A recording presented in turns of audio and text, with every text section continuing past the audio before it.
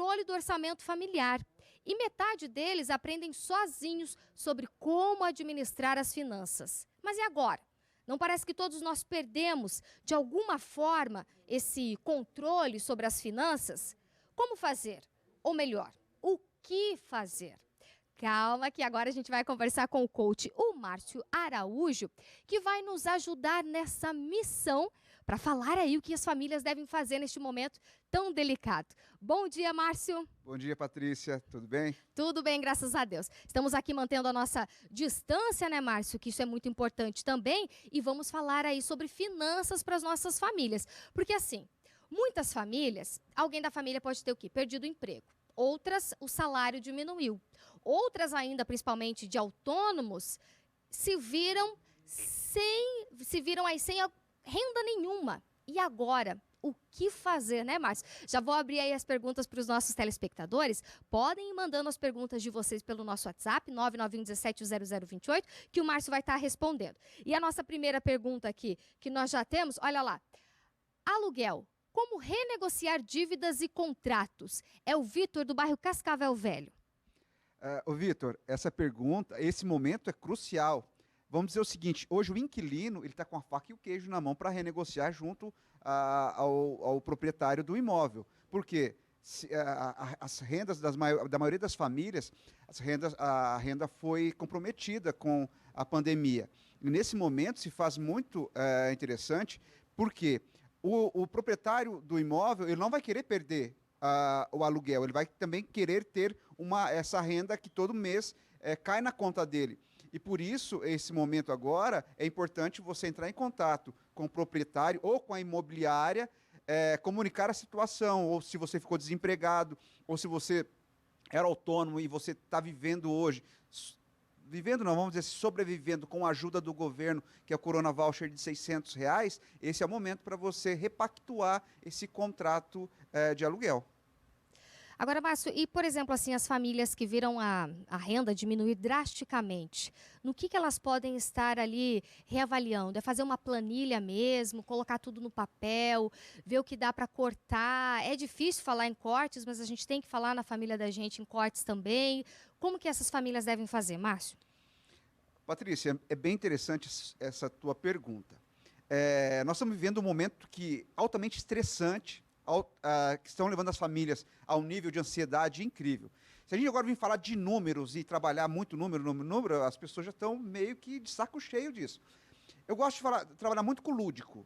Esse momento é o momento da gente realizar uma selfie, a selfie financeira, que é fazer o quê? O autorretrato de como estão as finanças em nossos lares. Então, reunir os filhos, né, o pai, a mãe e os filhos, e levantar todos os gastos, todas as despesas que essa família tem e onde tem a possibilidade de diminuir esses gastos.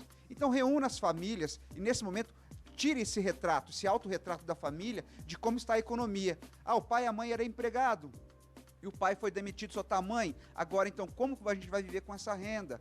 Não, mas a mãe vai ter o seguro-desemprego. Então agora é o momento de colocar todas as cartas sobre a mesa, analisar quais são as fontes de renda que a família vai ter para os próximos meses e onde estão concentradas as principais despesas.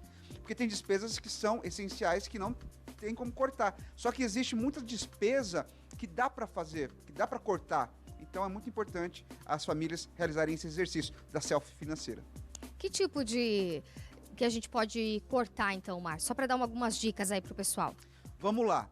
Uma das despesas que nós podemos cortar.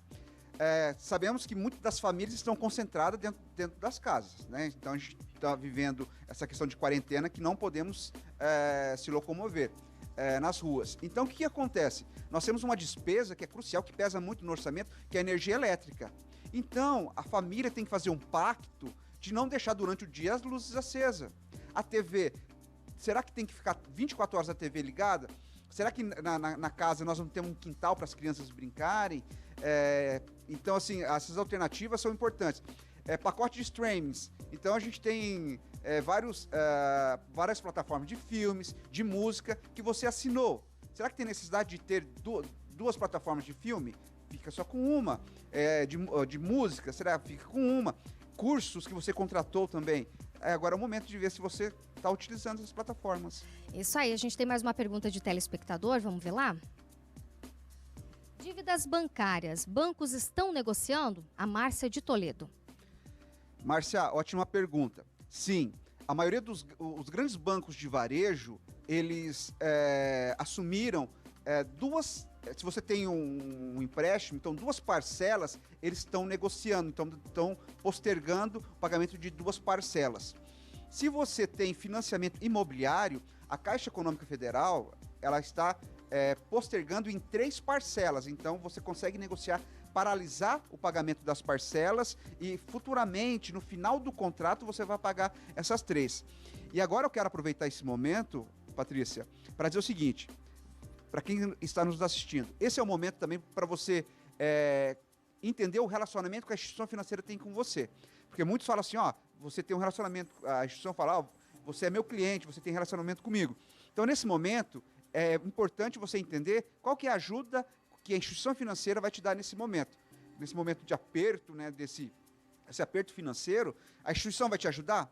Se ela não te ajudar nesse momento, você não é casado com a instituição. Assim que passar a pandemia, passar o período de quarentena, vá lá, encerre a conta nessa instituição e leve o seu crédito para outra, porque você pode fazer a portabilidade de crédito. Então, esse momento também é muito importante para a gente peneirar, né, fazer um filtro das instituições financeiras que nós temos conta. Agora, Márcio, a gente já tem alguma perspectiva, por exemplo, de quando as coisas vão entrar nos eixos? Vamos dizer assim, uma luz no fim do túnel? Vão melhorar? Olha, Patrícia, eu gostaria muito de ter essa resposta.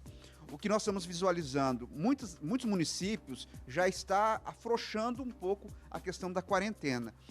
Porque quando a gente olhou para os serviços básicos, que são supermercados, as farmácias, o que a gente passou a observar? Que são os serviços que acumulavam mais pessoas já antes da pandemia. Então, às vezes, foi um tiro no pé liberar serviços aos quais acumulam-se pessoas, aglomeram-se pessoas nesses estabelecimentos.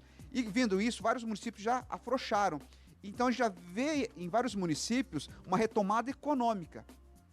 Então, eu vejo o seguinte, torço para que uma vacina, um medicamento seja contundente contra a ação do vírus, para que tenha realmente uma flexibilidade e que a economia volte à normalidade, porque nós estamos aí comprometendo a renda de muitas famílias que estão ficando desempregadas, sem emprego. Então eu vejo que ter um meio termo, eu acho que é a decisão mais assertiva por parte dos nossos governantes. Agora, outra coisa também acho que é importante as pessoas ficarem atentas a esses auxílios do governo, tanto pessoa física, né, quanto também as pessoas jurídicas, que podem estar se beneficiando dessas linhas, né, Márcio? Exato, Patrícia. Para empresas também, o governo ele liberou em torno de 44 bilhões de reais para as empresas de pequeno e médio porte, para que elas financiassem. Então, esse recurso é direto para que ela não demita seus funcionários. Então, é um volume interessante que as empresas podem tomar esse recurso. Uma taxa baixíssima, que é a taxa Selic, que você vai ter para pagar em 36 meses. Então, é uma ótima oportunidade. Outra coisa que tem que aproveitar, a postergação dos impostos. Então, simples, o governo também deu concedeu uma flexibilidade para que os empresários posterguem esses impostos dos meses de março, abril e maio, começar a pagar a partir de outubro. Então, é muito importante, né? Procure seu contador, veja qual que é a melhor forma para você se beneficiar também desses recursos. A gente tem mais uma pergunta aqui de telespectador. Vamos ver lá, então, a pergunta. E as mensalidades das escolas? Como negociar se tem contrato? É a Paula do bairro São Cristóvão. Olha, é bem interessante essa questão, porque eu também estou passando por essa experiência. Por quê? Muitas das escolas estão alegando que quando você contrata o serviço é um pacote fechado dos 12 meses e tal. Só que, porém, é o seguinte, tem escolas que prometeram a entrega também de conteúdo durante esse período. E nós estamos vendo vários pais reclamando que não está tendo a oferta desse conteúdo para os filhos.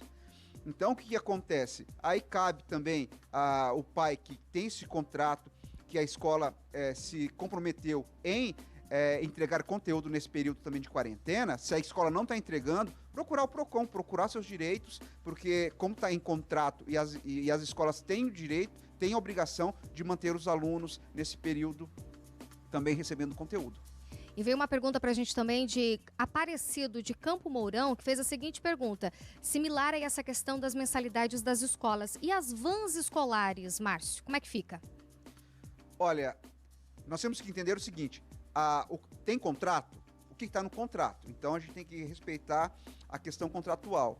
Agora, se não tem contrato, se você não está utilizando o serviço, não tem por que pagar, né? Se você não está utilizando o serviço. Mas olha, por exemplo, no caso das escolas, tem aquela questão do comprometimento com o conteúdo, que ainda pode ser enviado. Mas e daí da van escolar?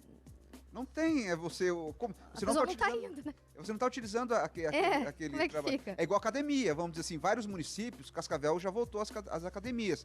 Mas no município que você pagava mensalidade para utilizar a academia e está fechada, não tem por que você continuar pagando a mensalidade. Então, quando voltar à academia, você vai lá e vai pagar pelo pacote de utilização daquele serviço. Então, por isso que é muito importante entender o contrato. Eu tenho um contrato da prestação de serviço da van, o que estava dizendo? Tem alguma cláusula inerente a isso? Se por uma paralisação em período de férias, se o contrato é por 12 meses fechado, então tem que entender se tem contrato ou não. Então, tá bom. Vamos então para mais uma pergunta dos nossos telespectadores. Eu sou MEI, tenho direito ao empréstimo? Márcio, de Cascavel. Meu xará, se você é MEI, você tem direito aos R$600 do Corona Voucher, que você tem direito. Então, você tem direito a esses R$600. Uma informação importante, a Caixa Econômica começou a pagar, já pagou a primeira parcela do Corona Voucher e ela está antecipando, ela vai antecipar. Então, a partir da próxima semana, ela já vai pagar a segunda parcela do Corona Voucher. Então, no caso, quem não recebeu a primeira ainda e tem direito, você já vai ter direito de ter aí R$1.200.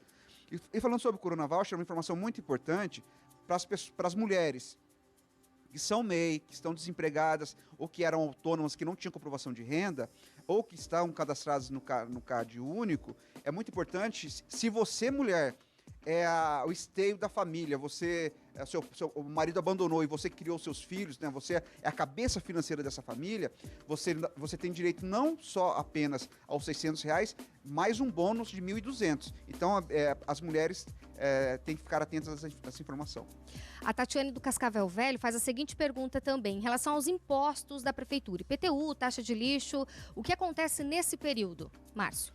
Olha, aí é a particularidade de cada prefeitura. Tem municípios que estão aderindo, prorrogando o pagamento do IPTU. Estados também, tanto os tributos como IPVA também, alguns estados estão adotando alguma política de postergação e até a flexibilização de pagamentos. Então é muito particular de cada município. Então eu tenho que entender quais são as políticas que o meu município está, nesse momento de quarentena de pandemia, o que o município está fornecendo também de benefício para a população. Porque agora a gente tem que também entender que é um ano político, né, que vai ter eleição, e a gente tem que entender quais são as medidas que cada governante, né, desses municípios estão olhando com carinho para os seus munícipes. Nesse momento, eu acredito que as prefeituras deviam flexibilizar o pagamento do IPTU. Muito obrigada ao Márcio pela presença aqui também, por tirar dúvidas dos nossos telespectadores. Espero vê-lo mais vezes aí, né, Márcio, tirando sempre as dúvidas aqui dos nossos telespectadores. Muito obrigada. Eu que agradeço, Patrícia. E a gente vai para um rápido intervalinho e depois do intervalo você vai tirar as suas dúvidas sobre divórcio, herança, guarda compartilhada e inventário.